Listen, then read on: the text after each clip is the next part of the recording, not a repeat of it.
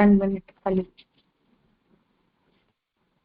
हरिराय वांग मुक्तावली के तृतीय भाग में मुझे ध्यान है तब तक स्वमार्गीय भावना स्वरूप निरूपणम हमने संपन्न किया था और स्वरूप तारतम्य निर्णय चल रहा था। शायद आधा हुआ था, पर जहां तक हमने इस बात को देखा कि जो जीव है उन्हें सेवा के स्वरूप का जो है वो ज्ञान होना चाहिए, और स्वमार्गीय जो भावना है उसमें भगवत भजन 2 तरह से होता है, बाह्य और आंतर। उसमें जो बाह्य भजन है वो तो शारीरिक रूप से जो भौतिकी सेवा की जाती है वो है, और फिर एक आंतरिक सेवा होती है जो चिंतन आदि के द्वारा होता है। वहां तक का विषय हमने देखा था, उसके आगे आज हम प्रारंभ करते हैं। यस्तु स्वमार्गी सेवा स्वरूप ज्ञाना भाववान, एक सेकंड, ज्ञाना भाववान मार्ग रीत्या श्रद्धया यथा कथंचित स्वरूप सेवां चेत् करोति इति तत्सेवायाः केवल भौतिकत्वात् लोकार्थी चेत् भजेत् कृष्णम् इति न्यायस्य जातत्वात् तदा सर्वथा संक्लिष्टो भवति, तदा भजन त्यागः। क्लिष्टोऽपि चेत् भजेत् कृष्णम् इति वाक्योक्त न्यायेन क्लेशेऽपि चेत् भजनं कुर्याच्च इति पदेन एतादृशस्य दुर्लभत्वम् उक्तं, तदा महत्कृपया लोकनाशो भजनोपयिक पदार्थेषु लौकिक भावनाश इति यावत्, तदा जन्मांतरे शुद्ध भजनेन कृतार्थो भविष्यति इति ज्ञेयम्। तो आंतर और बाह्य भजन के प्रकार में हमने अब तक ये बात देखी कि एक तो बाह्य भजन होता है और आंतर जो भजन है वो भागवत का अनुसंधान है, और उसका अवलोकन आवश्यक है। इसलिए आभ्यंतर भजन जो है वो होने में सेवा में ज्ञान की प्रमुख आवश्यकता शहरराय जी ने बताई।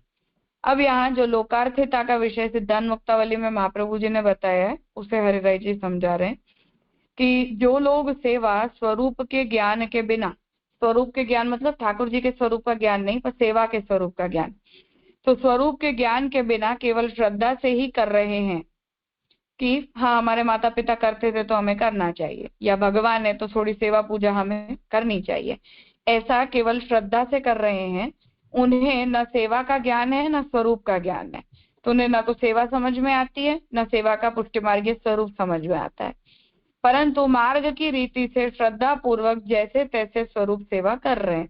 तो हमने अपने बड़ों को करते हुए देखा है, इसलिए, या हमने गले में कंठी पहनी है, घर में ठाकुर जी के स्वरूप विराजते हैं, तो हमें जैसा समझ में आता है ऐसी थोड़ी बहुत सेवा करने का हमारा आग्रह है। तो ऐसे जैसे तैसे वो स्वरूप सेवा कर रहे हैं।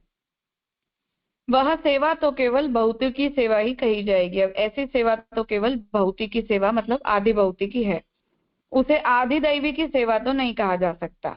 तो आधिदैवी की सेवा तो प्रेम पूर्विका होती है, इसलिए ऐसी जो केवल क्रियापरायणता से की जाती है उसे हम आधिदैवी की नहीं कह सकते। जिस प्रकार संसारी संसार में आसक्त रहकर श्री कृष्ण को भजे तो दुखी ही होता है, उसी प्रकार स्वरूप ज्ञान के अभाव में सेवा करने वाला दुखी होता है एवं भजन भी छूट जाता है।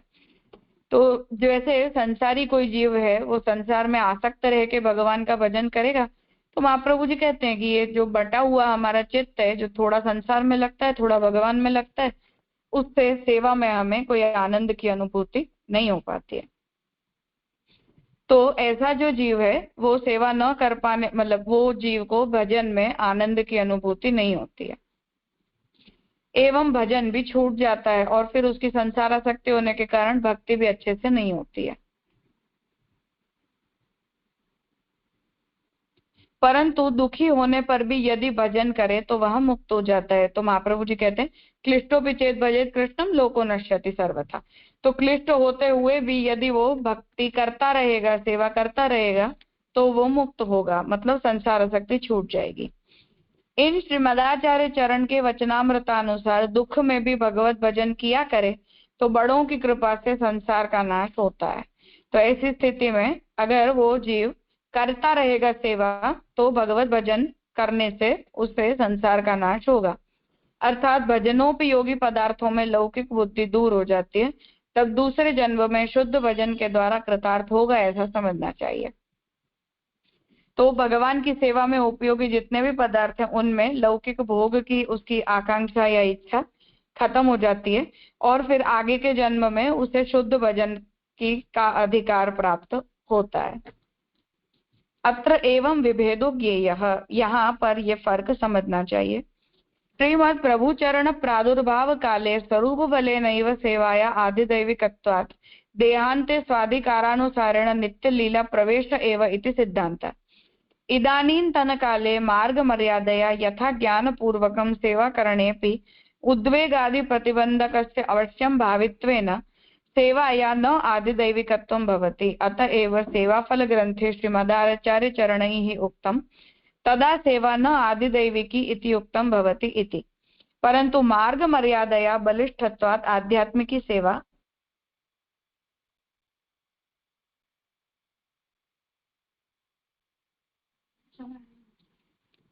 तो अब यहाँ आगे समझा रहे हैं कि श्रीमदाचार्य चरण का समय एवं आधुनिक समय यहाँ इस प्रकार समझना चाहिए।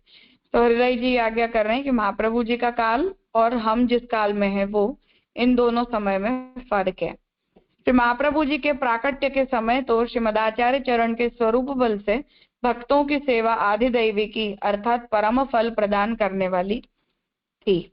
तो महाप्रभु जी के काल में तो महाप्रभु जी के प्रमेय बल से ही जीवों का जो है वो सेवा में आदिदैविक अधिकार सिद्ध हो जाता था, मतलब सेवा फलित हो जाती थी।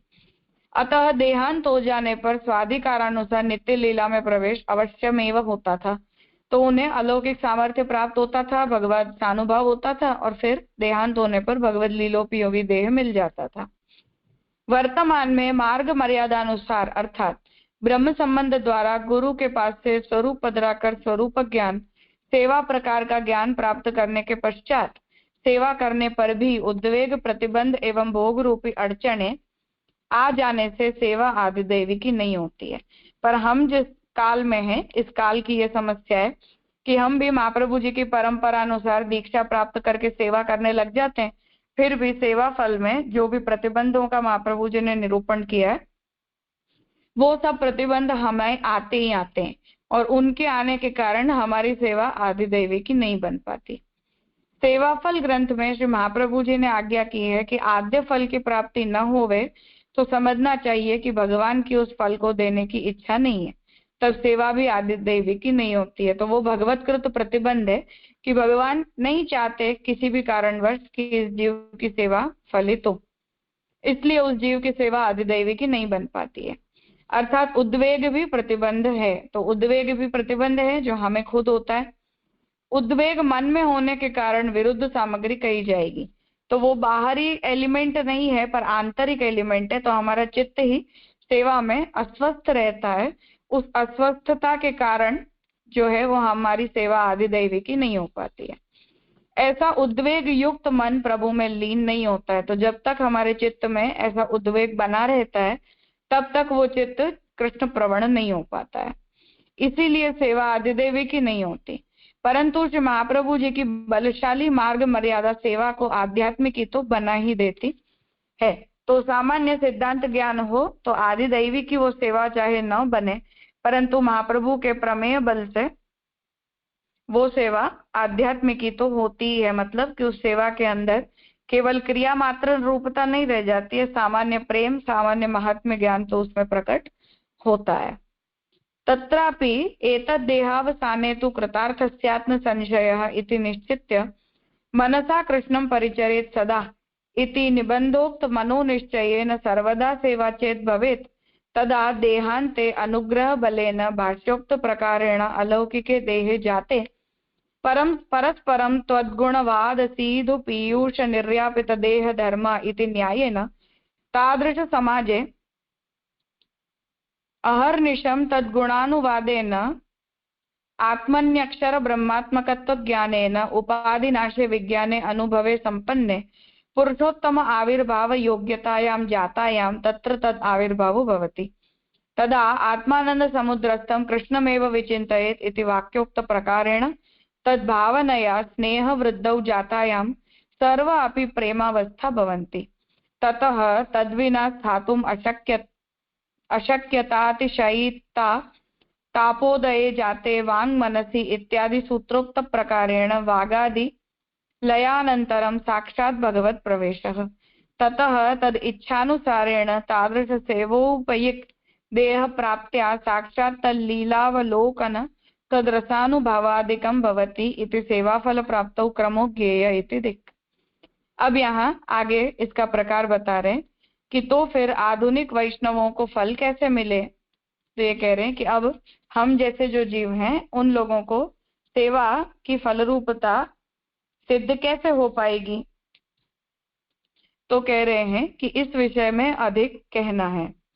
तो इस विषय को अब आगे बता रहे हैं कि एतद् देहावसाने तु कृतार्थस्यात्म संशयः इति निश्चित्य मनसा कृष्णं परिचरेत् सदा।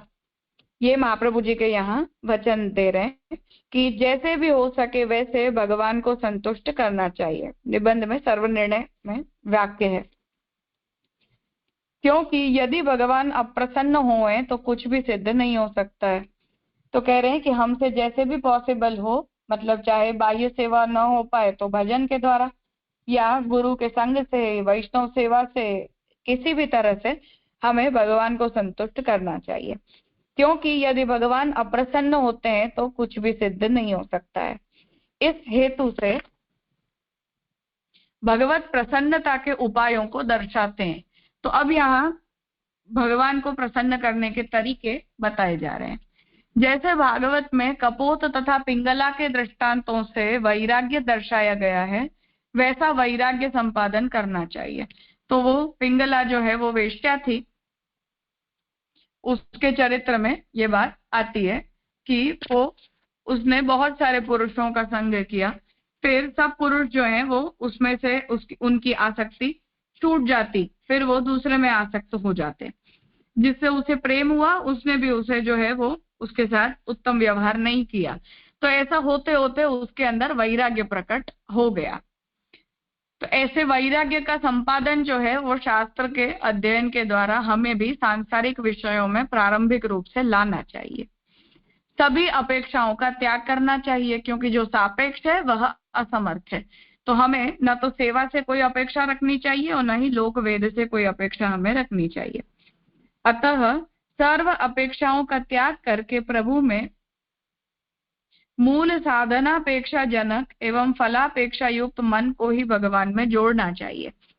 इसलिए सभी लौकिक वैदिक अपेक्षाओं को छोड़ के भगवान में साधनापेक्षा जनक, मतलब कि हम प्रभु संबंधी ही कुछ साधन करना चाहते हैं ऐसा, और फलापेक्षा युक्त कि हमें भगवान फलितों, ऐसी अपेक्षा वाले मन को हमें भगवान में जोड़ना चाहिए।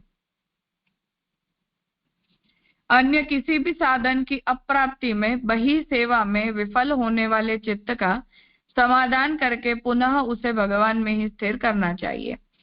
तो भगवान की सेवा या कथा के अतिरिक्त कोई अन्य साधन की अप्राप्ति में दूसरा साधन हमें न मिल पाए तो बही सेवा में विफल होने वाले चित्त का समाधान करके, कि हमें जब ठाकुर जी की स्वरूप सेवा करने नहीं मिलती तो चित्त के अंदर डिसअपॉइंटमेंट तो आती है, दुख आता है।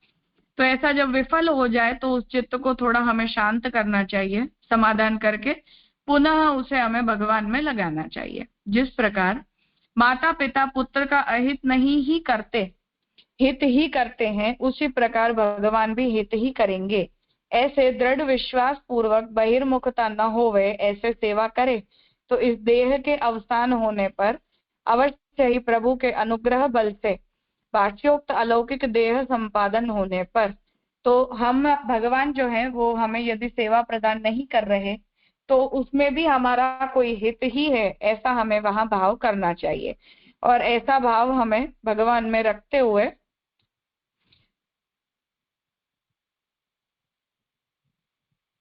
तो ऐसा दृढ़ विश्वास रखते हुए हमारी भगवान के अतिरिक्त कहीं बहिर्मुखता न हो, ऐसे हम सेवा करें तो इस देह के अवसान होने पर भगवान के अंदर जो है वो जरूर ही भगवान के अनुग्रह बल से जो अलौकिक देह संपादित होता है वो हमें प्राप्त होगा।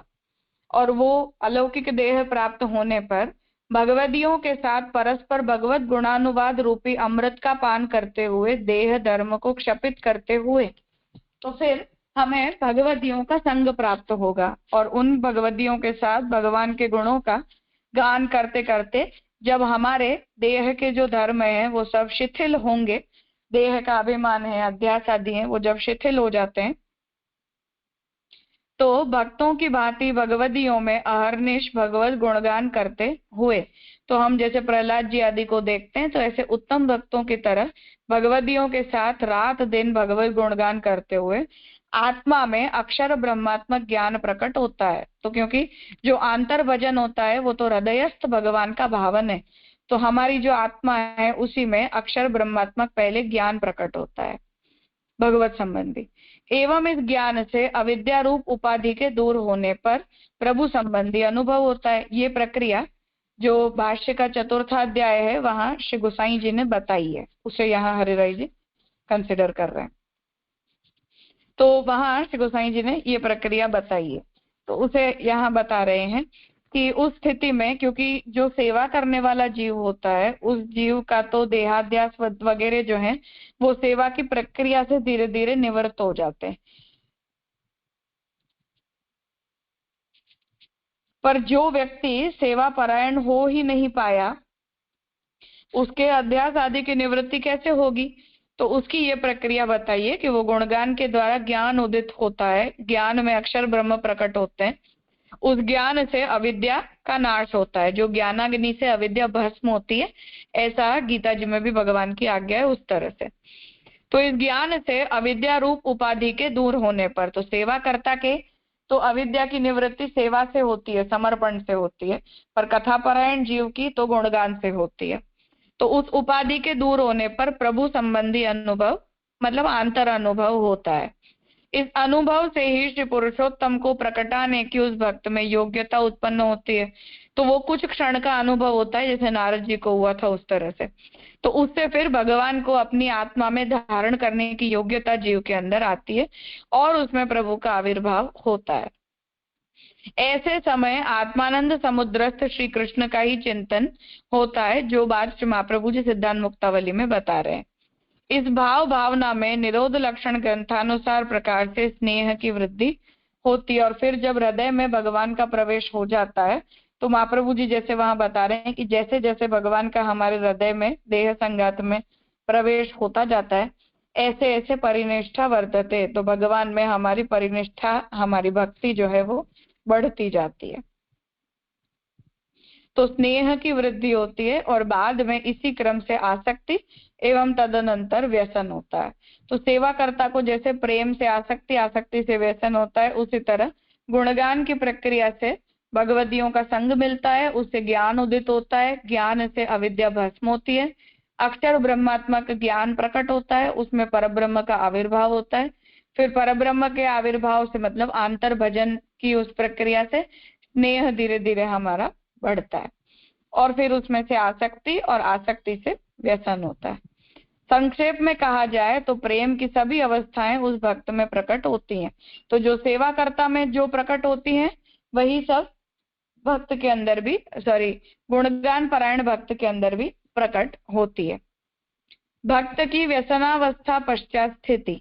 अब इस प्रकार की प्रेम आसक्ति से व्यसन सिद्ध हो जाए तो व्यसनावस्था के सिद्ध हो जाने के बाद इस भक्त को भक्ति के बिना किंचित मात्र भी चैन नहीं पड़ता। तो उस भक्त को जो है वो फिर क्षण मात्र भी जो है वो चैन नहीं मिलता है, मतलब अब वो हातुम न शक्यते, उस प्रकार की उसकी स्थिति बन जाती है कि अब वो भगवान के बिना रह नहीं पाता। इस भक्त को भक्ति के बिना किंचित मात्र भी चैन नहीं पड़ता। जब विरह का अतिशय ताप प्रकट होता है तब वांग मनसी सूत्रानुसार वाग आदि का लय हो जाने के पश्चात साक्षात भगवत प्रवेश होता है। तो वो चतुर्थाध्याय में ही पूरी फल की व्यवस्था श्री गोसाई जी ने भाष्य में बताई है, उसी का यहाँ हरिराय जी अनुसरण कर रहे कि फिर जब बहुत ज्यादा उसे विरहानुभूति भगवान के साथ होती है तो उसमें ताप प्रकट होता है और तब वांग मनसी, ये जो ब्रह्म सूत्र का सूत्र है उसमें बताई हुई प्रक्रिया से उसकी वाणी वगैरह जितनी भी इंद्रियां हैं उन इंद्रियों का क्रमशः अपने अपने अधिष्ठाता देवताओं में और अपने अपने कारण तत्वों में लय हो जाता है। तो लय हो जाने के बाद फिर उस जीवात्मा का भगवत प्रवेश होता है। पुनः उस भक्त की इच्छा अनुसार उसे सेवोपयोगी देह प्राप्त होता है।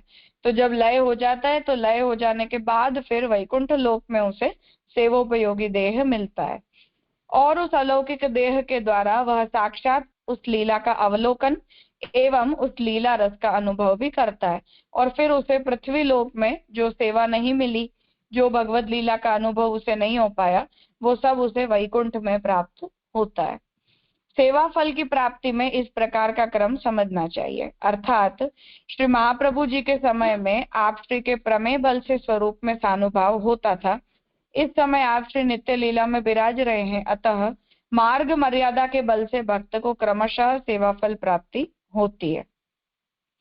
तो यहाँ ये क्रम बता रहे हैं कि तब तो महाप्रभु जी अपने प्रमेय बल से सेवा को फलित करवा देते थे, पर महाप्रभु जी का मार्ग जो है वो भी उतना ही बलिष्ठ है, जैसा निबंध में महाप्रभु जी मार्गोयम सर्व मार्गाणाम उत्तमः परिकीर्तितः ऐसे आज्ञा कर रहे हैं। तो जो मार्ग है उसकी भी उतनी ही श्रेष्ठता और उतनी उत्तमता है, क्योंकि भगवद आज्ञा से इस मार्ग का प्रणयन है और भगवान स्वयं ही इस मार्ग के अधिपति हैं। इसलिए हमें अब मार्ग बल से जो है वो हमारी सेवा फलित होती है, ऐसा तारतम्य हमें समझना चाहिए। अब यहाँ सारांश में इस पूरे ग्रंथ का उपसंहार लिख रहे हैं कि श्रीमदाचार्य चरण के प्राकट्य के समय आप श्री के प्रमेय बल से स्वरूप में प्रभु का साक्षात अनुभव होता था। आज के वैष्णवों को यदि ऐसा साक्षात अनुभव प्राप्त करना होवे तो उन्हें स्वरूप ज्ञान एवं सेवा प्रकार का ज्ञान सांप्रदायिक ग्रंथों द्वारा प्राप्त करना चाहिए। तो हमें तनुवित्तजा सेवा समर्पण आदि का ज्ञान होना आवश्यक है, तब हमारी क्रिया के अंदर उस प्रकार की आध्यात्मिकता प्रकट हो सकती है। जिसे प्रभु के स्वरूप का ज्ञान न होवे उसकी सेवा उत्तम प्रकार की नहीं हो सकती एवं उसका भजन भी छूट जाता है तथा वह दुखी होता है। तो महात्म्य ज्ञान आवश्यक है ताकि किसी प्रकार का अपराध हम सेवा में न करें। जो लोग भागवत अर्थ का विचार करने में समय का सदुपयोग करते हैं वे मुख्य सेवानिष्ठ है। तो भागवत परायण होना वो हमारे वहां सेवा के तुल्य कर्तव्य है, तो वो सेवानिष्ठ है। यदि वर्तमान समय के वैष्णवों को साक्षात अनुभव प्राप्त करना हो तो उन्हें प्रभु पर पूर्ण विश्वास करके पूर्णतः प्रभु की शरणागति की भावना करनी चाहिए। इस विश्वास से क्रमशः हृदय में प्रभु का अनुभव होगा। तो इस तरह यहाँ हरिराय जी ने स्वरूप निरूपण किया, मतलब सेवा का स्वरूप भी यहाँ समझाया और प्रभु के प्रति हमारा जो मार्ग का स्वरूप है, इस मार्ग के अनुयायी का जो स्वरूप है उसका भी निरूपण यहाँ हरिराय जी ने किया। हाँ हितेंद्र भाई। हाँ धन्यवाद प्रणाम राजा। यहाँ तो ऑफकोर्स हरिराय जी महाप्रभु ने बड़ा वरदान दे दिया कि जैसे कहा पेज नंबर अपने 26 के तत्रापि तदेहावसान उसके ऊपर के पैरा में के, परंतु श्री महाप्रभु जी की बलशाली मार्ग मर्यादा सेवा को आध्यात्मिक तो बना ही देती है। यानी महात्म्य ज्ञान जैसे आपने बताया कि सामान्य प्रेम और सामान्य महात्म्य ज्ञान है, तो सेवा भले अधिदेवी की तो नहीं है कोई संजोगों में, पर फिर भी वो आध्यात्मिका के बहुत बड़ा कंसोलेशन और इतने संबल बढ़ा दिया ना राजा। पर कंफ्यूजन ये था पहले जिस तरह पुरुषोत्तम नाम सहस्त्र के वचनामृत में सुना था, तो कि जैसे खाली क्रियात्मक सेवा है यानी महात्म्य ज्ञान भी नहीं है, प्रेम का तो कोई सवाल ही नहीं, रुचि अवस्था है, साधन अवस्था एकदम इनिशियल स्टेज में साधना अवस्था भी, तो वो आदि भौतिक ही कहा जाती है। ये एक बात है। और दूसरी बात हरिराय महाप्रभु जी के संदर्भ में वो जो सावरण कहते हैं, तो सावरण भी आदि भौतिक की समझनी इस तरह जिस तरह यहाँ समझा रहे, तो ये मेरे दो कंफ्यूजन थे। हाँ सावरण तो आदिदैविक ही है, आदि भौतिक ही है डेफिनेटली। और जो यहाँ वो ज्ञान की शर्राई जी बात कर रहे हैं वो दोनों ही संदर्भ में कि महात्म्य ज्ञान 0 हो और सेवा के स्वरूप का भी ज्ञान न हो, केवल प्रक्रिया का अनुसरण मात्र कोई व्यक्ति करता रहे, उसे आदि भौतिक ही कह रहे हैं। सामान्य प्रेम है और महात्म्य ज्ञान है, सेवा के स्वरूप का ज्ञान है, तो वो आध्यात्मिक ही है, वो आदि भौतिक ही नहीं है। हाँ बस कोई समझ पाए। यानी महाप्रभु जी की मर्यादा में और उनके मार्ग की भक्ति मार्ग के बल से वो आदि आध्यात्मिक की बन जाती है। पर जरूर है कि हमें महाप्रभु जी के मार्गदर्शन और गाइडलाइंस में जो सेवा की सेवा के स्वरूप, पर राजा यहाँ खाली सेवा के स्वरूप का ज्ञान क्यों कहा? क्योंकि सेवा अगर बात करें तो सेवा, सेव्य, सेवक, जो सिद्धांत मुक्तावली का विषय, वो तीनों को छोड़ के खाली सेवा का स्वरूप में क्या समझना? कृष्ण सेवा सदा कार्य, मानसी सा परामाता, चेतस्त प्रवणम सेवा, वो स्वरूप लक्षण, कार्य लक्षण इत्यादि से खाली उतना ही समझना राजा? तो थोड़ा एक दोनों ही बात कही कि एक तो भगवत स्वरूप का ज्ञान होना चाहिए और सेवा के स्वरूप का ज्ञान होना चाहिए। यहाँ मतलब ये तो छोटा ग्रंथ है ना, तो उतना हाँ, सब्जेक्ट फोकस में है, ऐसा नहीं है कि दूसरे नेग्लेक्टेड है, पर टेक्स्ट लंबा नहीं है तो उतने पार्ट पर वो फोकस कर रहे हैं कि भगवत सेवा के स्वरूप का हमें ज्ञान होना चाहिए, तब उसमें उस तरह की आध्यात्मिकता प्रकट होती है। हमें तो सिद्धांत मुक्तावली की चतुष्कोणी समझना है। स्वस्वरूप का ज्ञान, परब्रह्म का ज्ञान, तद अनुकूल क्रिया और भगवत हाँ मतलब सेवा में। फिर हरिराय जी के 2-3 ग्रंथों को मिलाकर हम उसका अर्थ निकालेंगे तो वो सब बातें भी हरिराय जी के वचनों से हमें मिल जाएंगी। हाँ राजा। हाँ जी राजा, अच्छा, क्लियर हो। प्रणाम।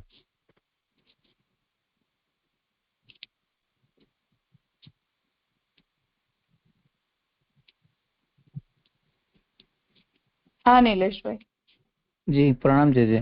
मतलब क्रिया अगर केवल करे सेवा में तो आदि भौतिक, महात्म्य ज्ञान के साथ और भगवत स्वरूप के ज्ञान के साथ और क्रिया भी होवे तो आध्यात्मिक की, और अगर हाँ वो सब के साथ प्रेम मिल जाए तो आदि दैवी की, ऐसे कुछ समझ सकते हैं? हाँ हाँ बिल्कुल। पूर्ण प्रेम जो है वो, मतलब जैसे महाप्रभु जी ने भक्ति वर्धिनी में प्रेम शब्द से परिभाषित किया, हाँ ऐसा प्रेम, तो ऐसा प्रेम है तो वो आदि दैवी की, क्योंकि फिर ओके। तो और वो फिर उसकी उत्तर सॉरी फिर वो उत्तर उत्तर बढ़ेंगे तो फिर वो आगे आगे व्यसन वगैरह में पहुंच सकते, ऐसे ना? हाँ हाँ बिल्कुल। जी प्रणाम जी। हम्म, ठीक है, तो ये ग्रंथ यहाँ संपन्न हुआ। आगे का जो ग्रंथ है वो हम कल प्रारंभ करेंगे। आज यहाँ रखते हैं। दंडवत प्रणाम जी। धन्यवाद, प्रणाम राजा। हाँ।